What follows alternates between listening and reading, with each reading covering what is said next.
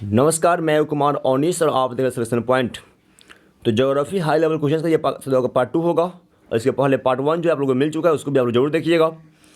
तो geography high level question part 2, चूँकि सभी एग्जाम में जो है ना आपका हाई लेवल क्वेश्चन का दायरा काफ़ी बढ़ चुका है। ठीक है, एग्जाम्स में जो है काफ़ी मात्रा में हाई लेवल क्वेश्चन आ रहे हैं, तो यह वीडियो आपके लिए काफ़ी महत्वपूर्ण हो जाएगा साथियों। ठीक है, इसको आप ऑन जरूर देखेंगे। पहला सवाल आपके स्क्रीन पे, फर्स्ट क्वेश्चन, निम्नलिखित में से कौन एक रेशेदार फसल नहीं है?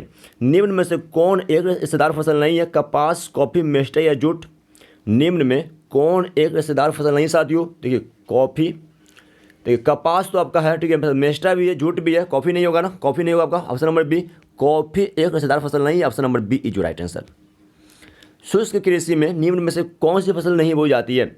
शुष्क कृषि में निम्न में से कौन सी फसल नहीं बोई जाती है? रागी, ज्वार, मूंगफली या गन्ना? सब तो यहाँ पर क्या आ जाएगा? गन्ना आ जाएगा ना, गन्ना। ऑप्शन नंबर डी, शुष्क कृषि में जो है, शुष्क कृषि में गन्ना नहीं बोते हैं। Option number D is right answer. गन्ना जो है शुष्क कृषि में नहीं आता, सब ध्यान रखिएगा। निम्नलिखित में कौन कृषि आधारित उत्पाद नहीं है? निम्नलिखित में कौन कृषि आधारित उत्पाद नहीं है? चीनी, नमक, कॉफ़ी या चाय? तो नमक हो जाएगा आपका, ठीक, तो नमक हो जाएगा ना आपका ऑप्शन नंबर बी, तो नमक हो जाएगा। Option number B is right answer. ठीक, नमक जो है ना, नमक एक कृषि आधारित उत्पाद नहीं है। Option number B is right answer. Brazil के कॉफ़ी बागान को क्या कहते हैं? ब्राज़ील के कॉफ़ी बागान को क्या कहते हैं? तो उसको बोलते हैं फेजेंडा। ऑप्शन नंबर ए, फेजेंडा बोलते हैं ना। Option number A is right answer. Brazil के कॉफ़ी के बागान को बोलते हैं फेजेंडा। Option number A is right answer. निम्नलिखित में कौन रोपर फसल है? निम्नलिखित में कौन रोपर फसल है? गेहूं, कोको, मकई या? ध्यान दीजिएगा, ठीक है, वैसा फसल जिसको लगाने के बाद तैयार होने में कुछ वक्त लगता है, लेकिन तैयार होने के बाद वह लगातार जो है 4-5 साल तक जो है ना अपना उत्पादन देते रहती है, उसको बोलते हैं रोपर कृषि। जैसे कि चाय, कॉफ़ी, कोको। तो निम्न में कौन जो है रोपर फसल है साथियों? तो कोको हो जाएगा आपका, कोको। ठीक है, ऑप्शन नंबर बी, एक बार लगाइए और कई सालों तक इससे उत्पाद प्राप्त कीजिए। देखिए, व्हाट इज प्लांटेशन फार्मिंग? रोपण खेती क्या है? तो ऐसी फसलें जिन्हें एक बार खेत में रोप देने पर वह काफ़ी लंबे समय तक उपज देती रहती है, ऐसी फसलों को ही की खेती ही रोपण खेती कहलाता है। रोपण कृषि में खेत में पौधों को एक बार रोप दिया जाता है, फिर वह पौधे विकसित होने में थोड़ा समय लेते हैं, लेकिन एक बार सही तरह से विकसित हो जाने के बाद वो पौधे अस्थायी रूप से उपज देते रहते हैं। निम्न में से कौन सी फसल रोपर नहीं है? निम्न में से कौन सी रोपर फसल नहीं साथियों? रबर, चाय, गन्ना या चावल? तो देखिए, रबर तो है आपका, चाय भी है, तो गन्ना भी है, चावल नहीं होगा आपका, चावल नहीं होगा ना। ऑप्शन नंबर डी, चावल रोपर फसल नहीं है। Option number D is right answer, जो कि इसको जो है प्रत्येक वर्ष बोना पड़ता है। गेहूं की खेती के लिए आदर्श तापमान कितना होना चाहिए? गेहूं की खेती के लिए आदर्श तापमान कितना होना चाहिए? तो 20 से 25 degree centigrade. Option number C, 20 से 25 डिग्री सेंटीग्रेड हो जाएगा। Option number C is right answer. तो गेहूं की खेती के लिए समशीतोष्ण जलवायु की आवश्यकता होती है। इसकी खेती के लिए अनुकूल तापमान बुवाई के समय 20 से 25 डिग्री सेंटीग्रेड उपयुक्त माना जाता है। गेहूं की खेती मुख्यतः सिंचाई पर आधारित होती है। गेहूं की खेती के लिए हल्की दोमट मिट्टी की आवश्यकता पड़ती है साथियों। आज विश्व में लगभग कितने लोगों का भरण पोषण जलवासी पशुचारण पर निर्भर है? आज विश्व में लगभग कितने लोगों का भरण पोषण जलवासी पशुचारण पर निर्भर है?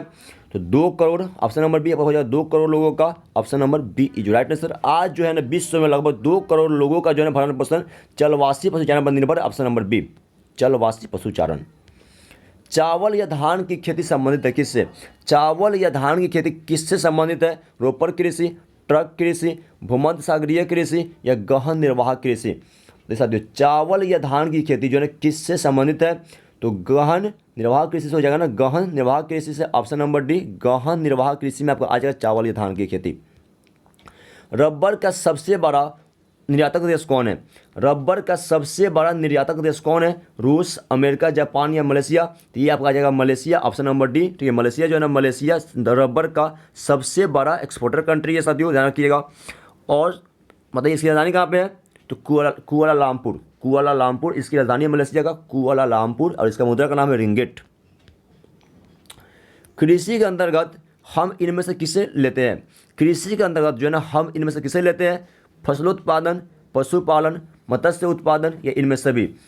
तो कृषि के अंडर में इनमें से कौन कौन आपको आ जाएगा? तो ये सभी आ जाएंगे ना, फसलों उत्पादन भी, तो पशुपालन भी और मत्स्य उत्पादन भी साथियों, यानी option number D is right answer. कृषि में जो है ना आपको सब आ जाएगा, फसल का उत्पादन, पशुपालन भी और मछली का पालना भी आपका कृषि में ही आता है।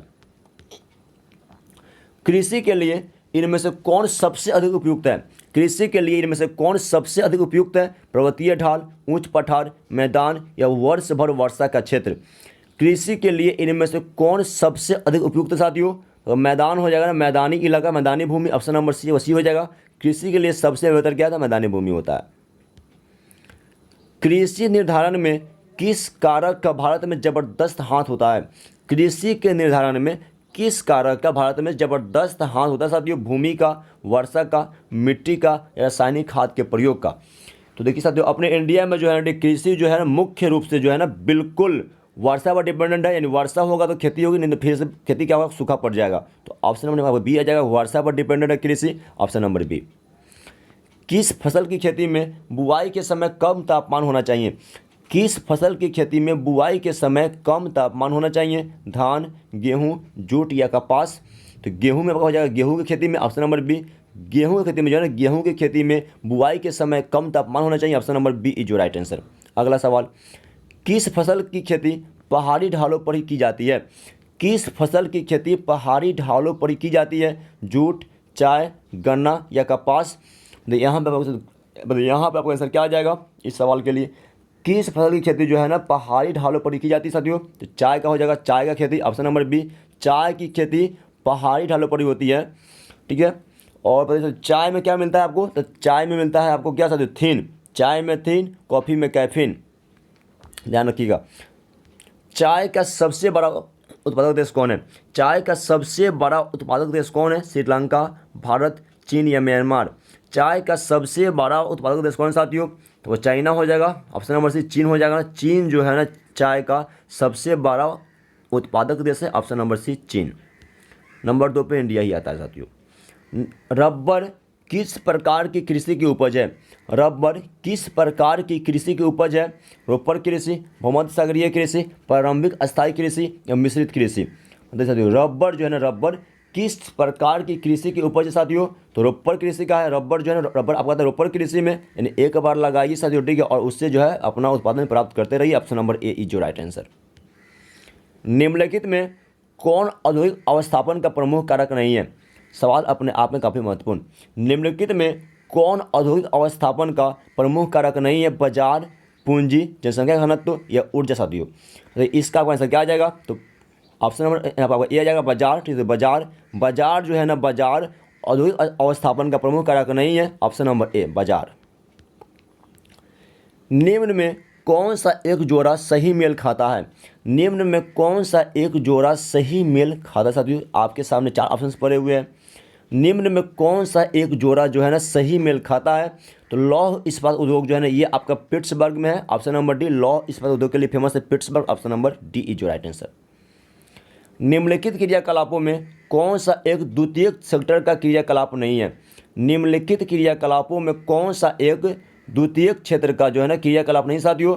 तो मछली पकड़ना हो जाएगा, मछली पकड़ना ये आपका आता है प्राथमिक क्षेत्र में, ठीक है। और ये जो है ना मछली का पकड़ना, मछली का उत्पादन, ये आपका कृषि के अंडर में ही आता है, यानी प्राथमिक हो जाएगा, ऑप्शन नंबर सी। ये द्वितीयक में नहीं आएगा। चॉकलेट में कौन सा पदार्थ उपयोग होता है? चॉकलेट में कौन सा पदार्थ उपयोग होता है? कहवा, कोको, गन्ना या चुकंदर। साथियों, चॉकलेट में कौन सा पदार्थ उपयोग होता है? तो कोको होता है ना, ऑप्शन नंबर बी कोको हो जाएगा। चॉकलेट में वो लोग कोको का यूज करते हैं, ऑप्शन नंबर बी इज जो राइट आंसर। अगला सवाल, निम्नांकित में कौन तृतीय आर्थिक क्रियाकलाप है? निम्नांकित में कौन तृतीय आर्थिक क्रियाकलाप है? खेती, व्यापार, बुनाई या आखेट।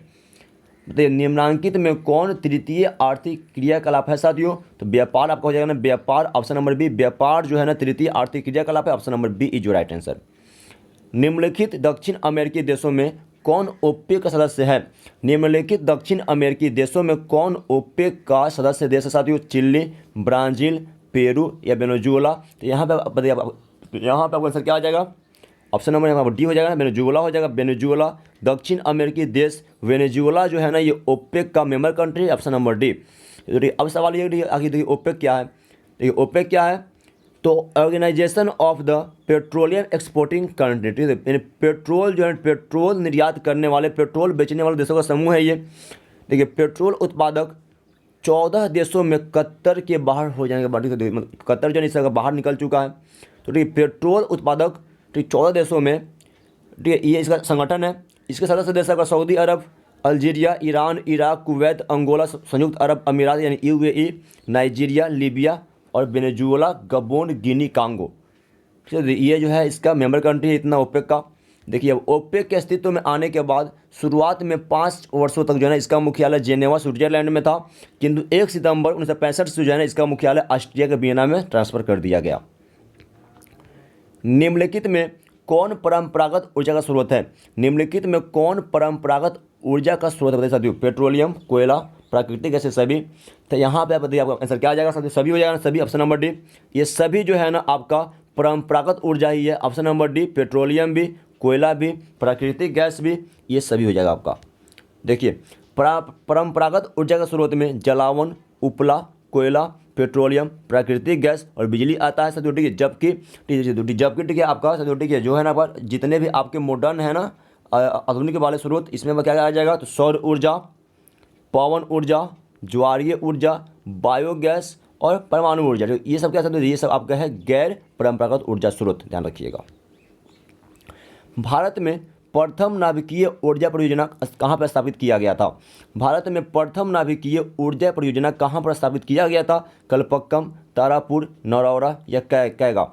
भारत में प्रथम नाभिकीय ऊर्जा परियोजना कहाँ पर स्थापित किया गया था साथियों? तो तारापुर महाराष्ट्र में हो जाएगा ना आपका, तारापुर महाराष्ट्र में, ऑप्शन नंबर बी। भारत का प्रथम परमाणु रिएक्टर तारापुर महाराष्ट्र, ठीक है साथियों। और एशिया का सबसे बड़ा रिएक्टर भी, ध्यान रखिएगा, सबसे बड़ा एशिया का है।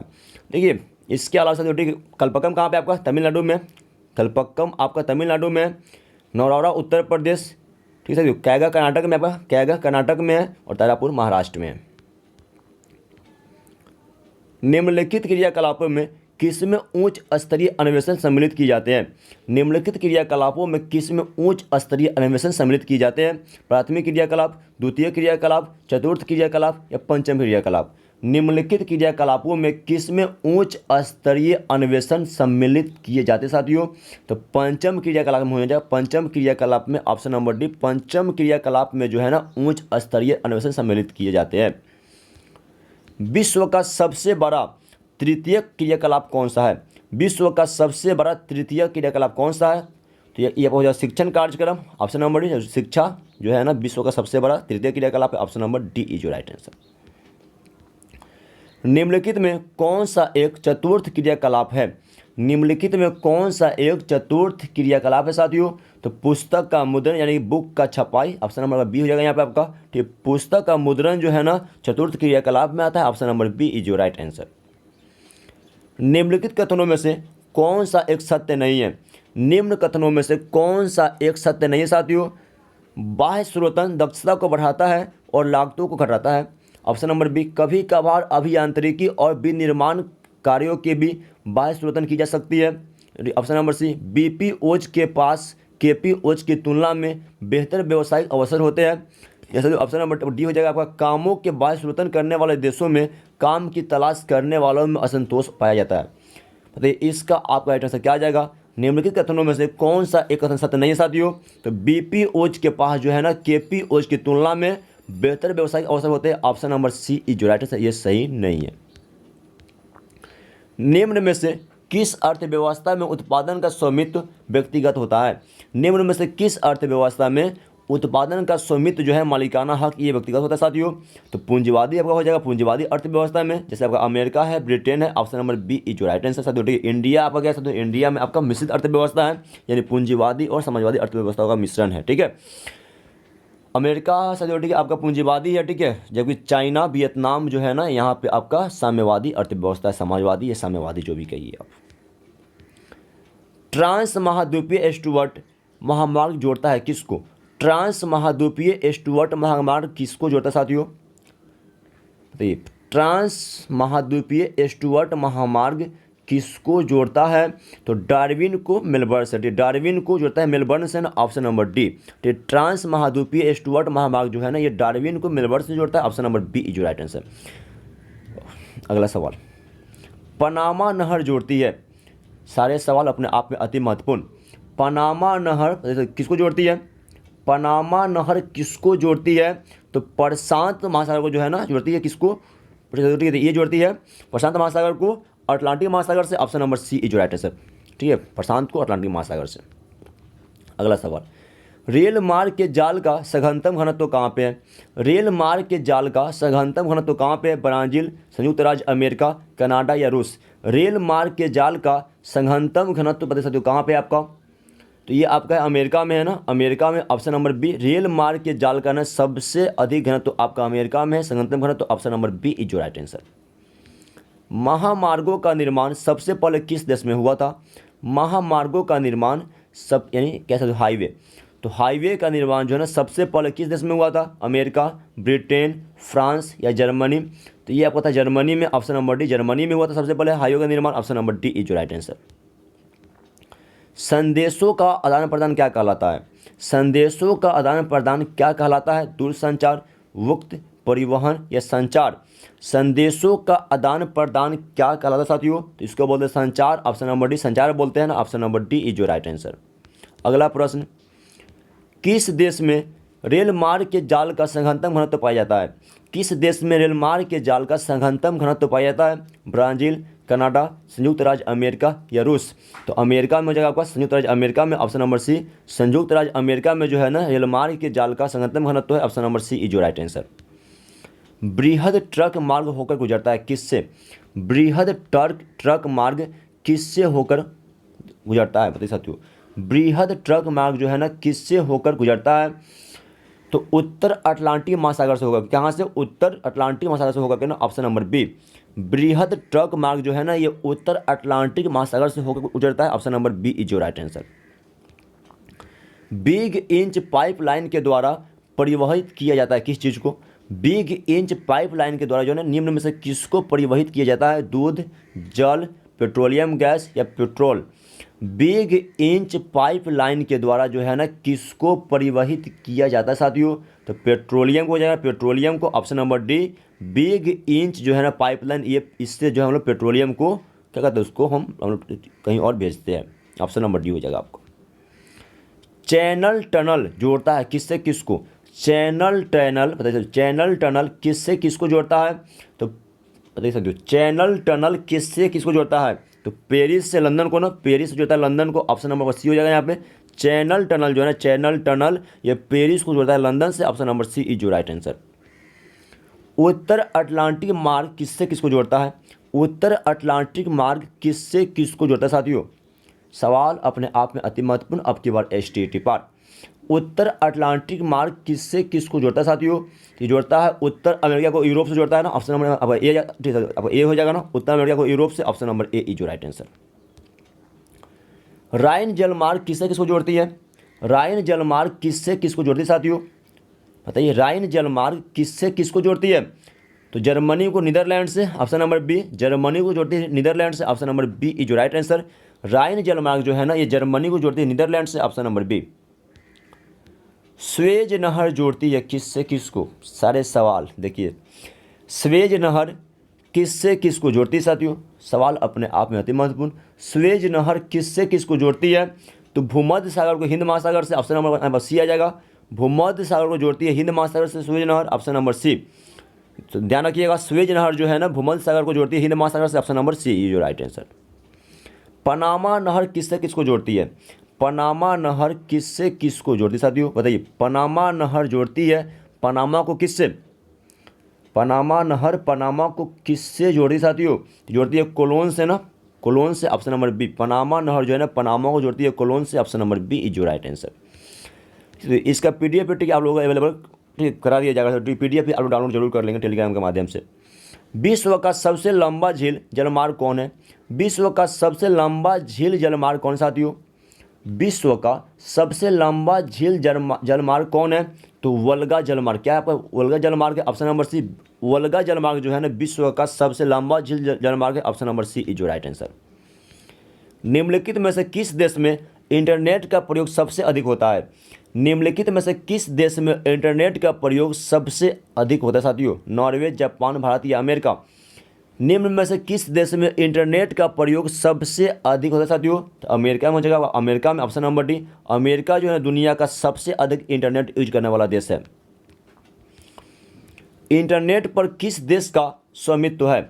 इंटरनेट पर किस देश का स्वामित्व है? भारत का, अमेरिका का, ब्रिटेन का या किसी का नहीं? तो साथियों इंटरनेट पर किस देश का स्वामित्व साथियों? देखिए साथियों, ठीक है, ये इसका आंसर क्या आ जाएगा? तो किसी का नहीं, ठीक है साथियों, किसी का नहीं है ना, ठीक है, ऑप्शन नंबर डी हो जाएगा। इंटरनेट पर जो है ना किसी भी देश का स्वामित्व नहीं है, option number D is right answer.